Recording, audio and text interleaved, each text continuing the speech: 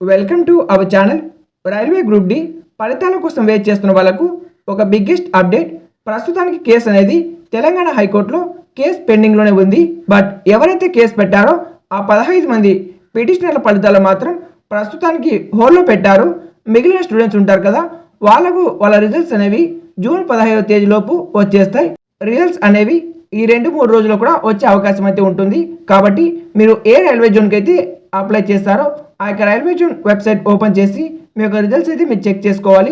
కాబట్టి మీరు ఎగ్జామ్ బాగా రాసినట్టయితే పీఈటీకి అయితే మీరు ప్రాక్టీస్ మొదలు పెట్టండి. మెయిల్స్కి పీఈటీ ఎలా ఉంటుందో చూద్దాం.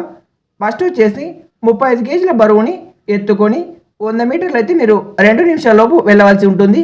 తర్వాత కిలోమీటర్ అయితే మీరు 4 నిమిషాల 15 సెకండ్లోపు పరిగెత్తవలసి ఉంటుంది. ఫీమేల్స్ వచ్చేసి 20 కేజీల బరువుని ఎత్తుకొని 100 మీటర్లు అయితే 2 నిమిషాల్లో వెళ్ళవలసి ఉంటుంది. అలాగే కిలోమీటర్ వచ్చేసి 5 నిమిషాల 40 సెకండ్లకి పరిగెత్తవలసి ఉంటుంది. ఇక కట్ ఆఫ్ విషయానికి వచ్చినట్టయితే ఎక్కువగా తీసుకున్నప్పుడు ఈ యొక్క జోన్స్కి మాత్రమే కట్ ఆఫ్ ఎక్కువగా తీసుకుంటారు. ముఖ్యంగా సికింద్రాబాద్, ఢిల్లీ, కోల్కతా, ముంబై, తర్వాత భువనేశ్వర్, అలాగే బెంగళూరు, నెక్స్ట్ వచ్చేసి చెన్నై. వీటికి కట్ ఆఫ్ ఎక్కువగా తీసుకున్నప్పుడు ఈ విధంగా ఉంటుంది.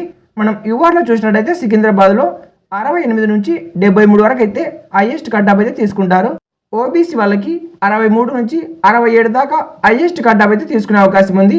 ఈడబ్ల్యూఎస్కి 61 నుంచి 65, ఎస్సీకి 55 నుంచి 59, ఎస్టీకి 50 నుంచి 54. ఎవరైతే నార్మల్ స్టూడెంట్స్ ఉంటారో వాళ్ళకి మాత్రమే ఈ కట్ ఆఫ్. ఎవరైతే అప్రెంటిస్షిప్ చేసింటారో వాళ్ళ కట్ ఆఫ్ అనేది వేరేలా ఉంటుంది. వాళ్ళ కట్ ఆఫ్ అయితే చాలా తక్కువగా ఉంటుంది. పోస్ట్ వైజ్గా కూడా కట్ ఆఫ్ అయితే ఉంటుంది. ఇక పాయింట్స్ మ్యాన్కి అనేది కట్ ఆఫ్ ఎక్కువగా తీసుకుంటారు. ట్రాక్ మెయింటైనర్కి కట్ ఆఫ్ అయితే తక్కువగా తీసుకుంటారు.